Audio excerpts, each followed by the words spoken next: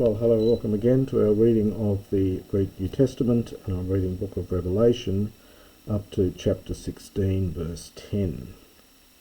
Kai hopemptos exekeen ten fialein autu epiton thronon to theriou, kai ageneto he basilea autu escotomene, kai emasonto tas glosas auton ektuponu.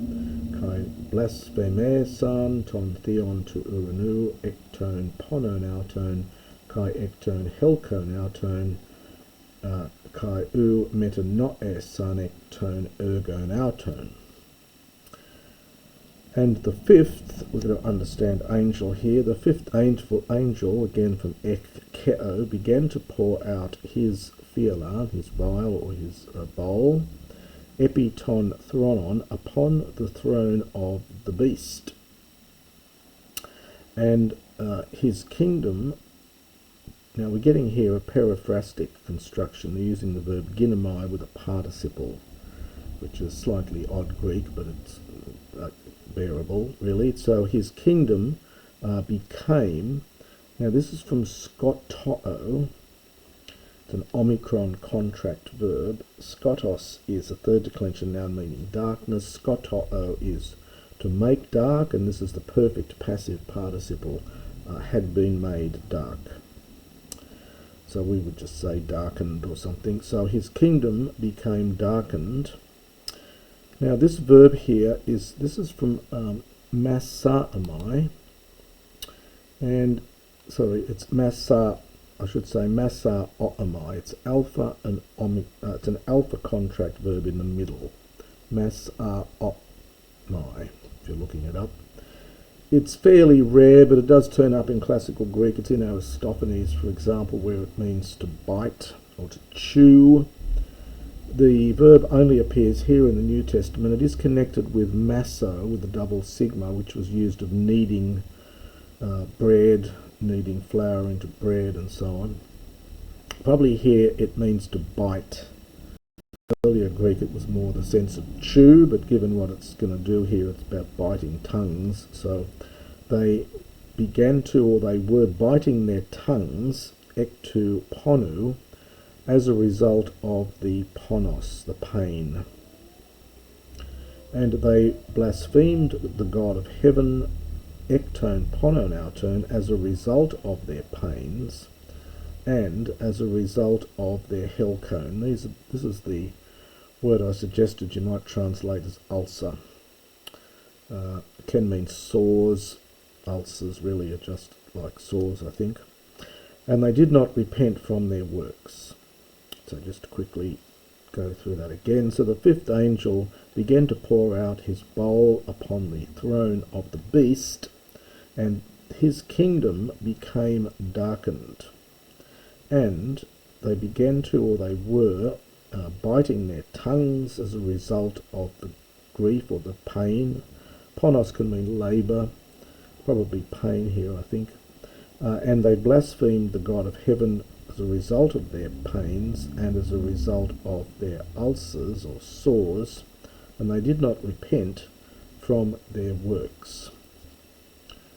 Kai ho ektos ex ekeen tein phialen autu epiton potamon ton megan ton euphraten. Kai exeranthe to hudor autu hina hetoi masthe he hodos ton basileon ton apo anatoles he liu.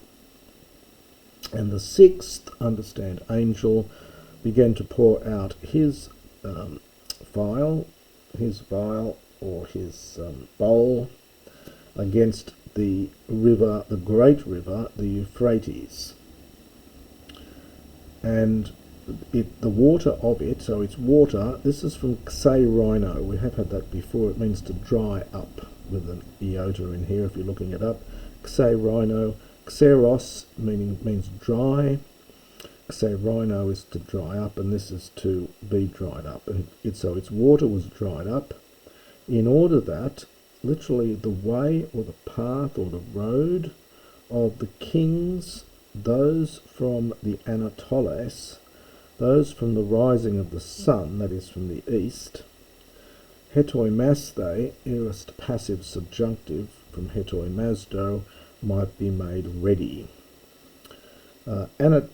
Anatoles, there is a verb anatelomai, which is to rise, generally used of stars and the sun. So Anatole is the abstract noun from that, first declension feminine, from the rising of the sun, i.e. from the east. So just to put that bit together. And the sixth angel was pouring out his bowl upon the great river Euphrates, and its water was dried up, in order that the way or path or road of the kings from the east, literally from the rising of the sun, might be made ready, might be prepared, might be made ready. Kai edon ektus stomatos to dorakontos, kai ektus stomatos to theriou, kai ektus stomatos to pseudoprophetu, pneumati tria akathata hos batrakoi. And I saw from the mouth, this is genitive from stoma, of the dragon, and from the mouth of the beast, and from the mouth of the pseudoprophetu, the false prophet. You can see the roots here, pseudo and prophetu, of the false prophet. I think this is the first mention we've had of him. I can't remember from before. So these three creatures here, from the mouth of the dragon, the mouth of the beast, and from the mouth of the false prophet, I saw three akathata pneumata, unclean spirits. So Greek put the adjectives afterwards. So I saw spirits, three of them unclean ones. Hos batrakoi, a batrakos is a frog. So these were like frogs. Good classical word. Not sure it occurs elsewhere outside of this book in the New Testament, but it's a perfectly common classical word. Eisinga pneumata daimonion poi unta semea ha ekporuetai epitus basiles tes oikumenes holes sunagagain autus es ton polymon tes hemeras tes megales tu theou tu pantokratoros. For they are spirits, so these are the three unclean spirits, for they are spirits of demons. Poi unta, participle from poio, literally, well, it's making signs, we would say performing signs, signs which, and here we get neuter plural singular verb, which proceed or go out against the kings. Now the basileis act, the ending here acts as both a nominative plural and a accusative plural. In some earlier classical Greek you'd get basil eas here, but you do get ace used in the for nominative and accusative for these third declension nouns in eus. So which proceeded out against the kings of the whole inhabited world. Sun agagain, this is from sun ago, this is the strong aorist infinitive. You get agagon in the aorist of ago, and this is the unaugmented form, and it's a strong aorist, so sun agagain. To gather them for war, literally into the war, to gather them for war. Now we get a genitive of time during which, I think, so it's during the day, during the great day of God, the one who rules all. So that's the genitive. We've had pantakrator, omega rho before. This is now the genitive of this, pantakratoros. So just to do that bit again, so for they are, that is these three unclean spirits, for they are spirits of demons performing signs which proceed forth against the kings of the whole inhabited earth. Again, this is so as to gather. So for the purpose of, so it's a purpose clause here. So as to gather them for war during the great day of God, the one who rules all. Idu erchomai hos kleptes, Makarios hot Gregoron, kai teron ta himatia autu, hiname gumnos peripate kai blepo sintes eske mosunein autu. I'll finish off the page. Kai sun eg again autus es ton topon ton keluminon Hebraisti Armageddon.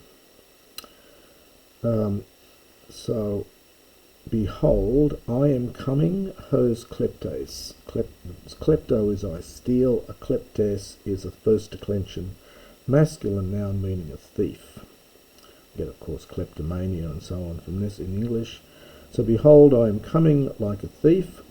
Blessed, understand, is hot Gregoron. Now, Gregorio, it's an epsilon contract verb. This is a participle here. Gregorio is to keep awake, to keep watch. So blessed is the one keeping awake or keeping watch. And, well, it's literally keeping his garments. Well, perhaps hanging on to his garments. Hiname, lest he peripate, he walk around, gumnos, naked. And bleposin, they see. Now, they see his shamelessness. This is normally translated, it's askemosune. Shamelessness in the sense of not having clothes on. It's got that, it's an alpha privative plus schema. We get our word schemes connected with this as well. But it really has the sense of being without clothes and hence unseemliness or indecency. He gathered them into the place, the one being called in Hebrew Harmageddon. Notice there's an H in here. It's normally transliterated as Armageddon, but there is an actual H in here. So just to go through that again. So, behold, I am coming like a thief. Blessed is the one keeping awake and keeping watch, perhaps keeping watch over his garments. His clothes might be better there.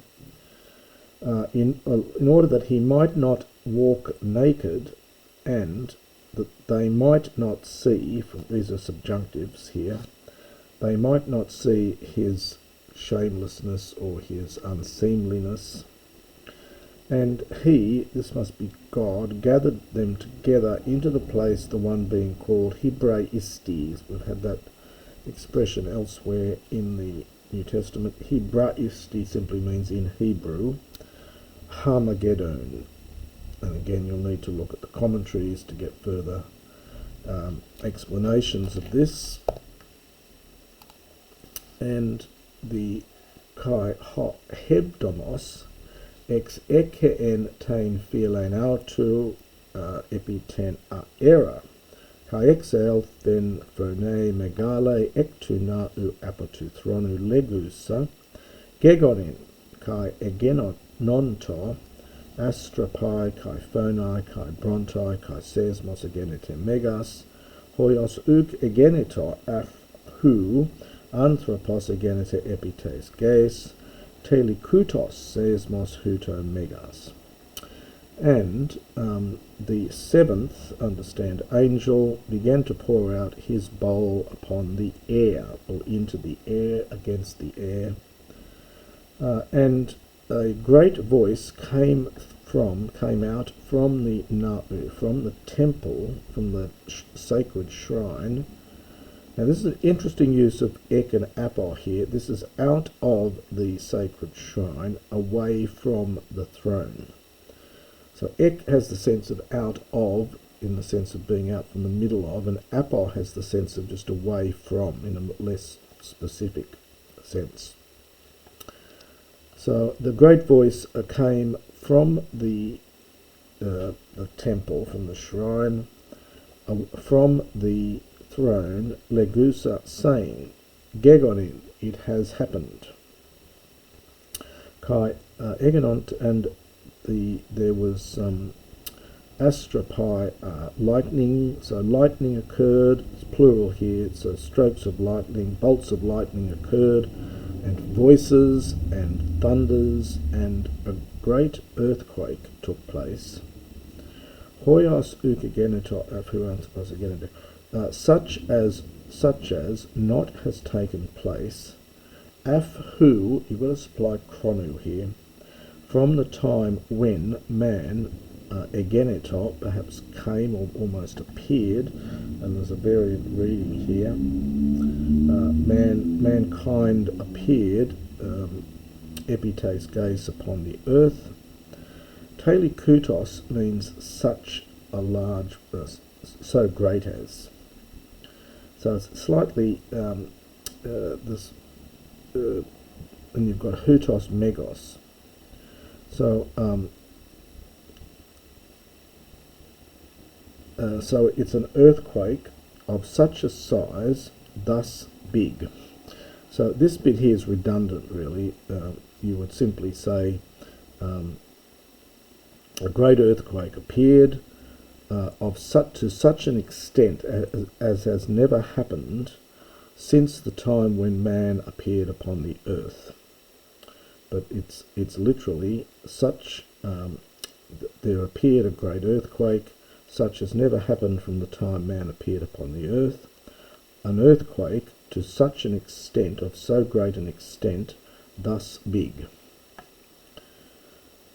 You'll see various translators just skim over this and paraphrase a little bit. Kai egeneto he polis, he megale es triamere, kai hi polis ton ethnon epesan. And the great city, egeneto, became into three mere. This is a neuter plural from meros, third declension neuter noun. This is mere, parts or portions. So the great city, well, became into three portions, literally. And the cities of the nations, or of the Gentiles, epesan, well, strong aorist for what should be a weak aorist from pipto. So and the cities of the Gentiles fell.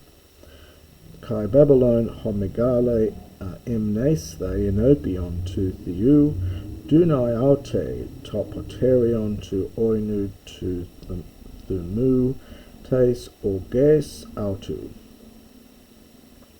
Babylon the Great. Now, emnesthe is again slightly odd here. It's an aorist passive, so it must mean was remembered before God. So was brought to mind. So great Babylon was remembered or was brought to mind before God. To give to it, this must be referring back to Babylon, this great city. We've got to supply city or something here.